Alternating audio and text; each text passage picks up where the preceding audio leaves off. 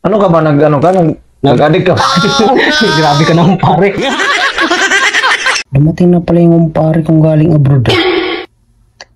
Mabisita nga ito mamaya. Kung ano yung may pagkwentuhan ako sa kanya. Kung balita sa akin. Pupunta natin yung kumpare natin ngayon. Kasi nakikibalita tayo. Guys, pupurmahan natin. Kasi galing abroad yun eh. Nice. Tingnan natin kung anong niya, pasalubong sa kumpare niya.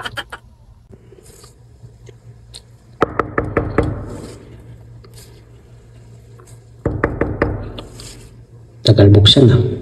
Parang ayaw ata magpakita ni pare sa akin ha. Oh, pare! Buti nandito ka! Oo pare, kasi nakita ko yung post mo sa Facebook na dumating ka na pala sa Pinas. Nakita mo, tara! Pasok ka! Magpagpintuan lang naman. Halika. Sure ka pare? Pwede pumasok? Halika. Di ba nakakahiya sa'yo? Halika. Pasok ka. Halika, upo ka. Tagal mo rin pare sa abroad ha. Kumusta yung trabaho natin doon? Hindi ba mahirap? Sa trabaho, pre, compare natin sa Pinas. Dito. Compare natin. Medyo okay ang trabaho doon. Nakakapitik-pitik ka, nakalugaw ka ng konti. Kaso, yun nga lang, magtiis ka lang kasi yung kalaban natin, homesick pare. Siyempre, malayong pamilya natin. Di ba? Oo, kasama kasi talaga yung homesick yun kasi yung number 1 talaga ng mga OFW pare. Ikaw pare, kumusta ka? Ito pare, Payat mo na ngayon ah. Anong ginagawa mo? pare kasi alam mo naman dito sa Pinas, medyo Parang parang umitim ka yata ngayon. Dati puting-puti ka. hindi pare, kasama talaga yan sa beauty natin. Ano ka ba? Nag-addict ka ba? Grabe ka naman pare. Dapat sana pare, natokhang na ako. Nag-addict ako pare, hindi. Ganito lang talaga. Ano ka ngayon? Anong trabaho mo na ngayon? Nag-construction ka o ano?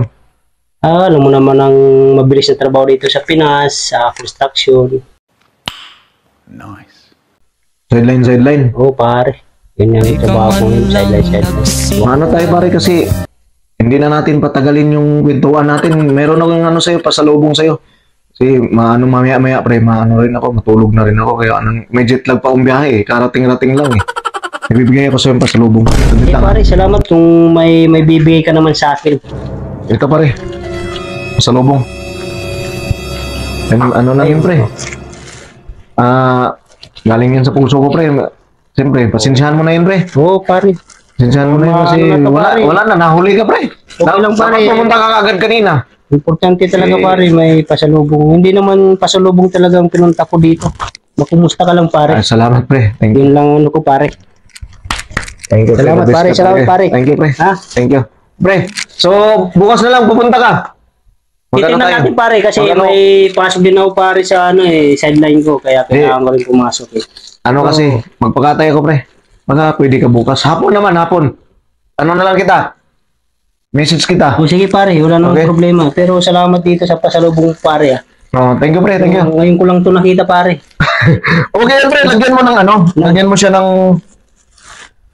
siya ng tuna, tapos i-roll mo siya ng ganun. Parang shawarma ang dating. Shawarma, oo. Okay pre. Ngayon lang kasi ako nakita nito sa Pinas eh. Okay pre. Nagtataka ako eh. Sige pre, sige. Okay pare, salamat pare. Sige, salamat. ingat pre. Ang tagal-tagal ni pare sa akin. Ito lang ipasalubong sa akin. Ano kayang lasa nito? Tikman ko nga. Lapad naman nito. Ano kayang pangalan nito sa abroad? Hirap kasi nang di nakapag-abroad kasi di mo alam yung pangalan. Yung lasa sabi niya, sausaw-daw sa kape. Sarap naman pala. Mas masarap siguro to kung nilagyan niya chocolate at saka sabon lotion para medyo pumuti-puti naman tayo.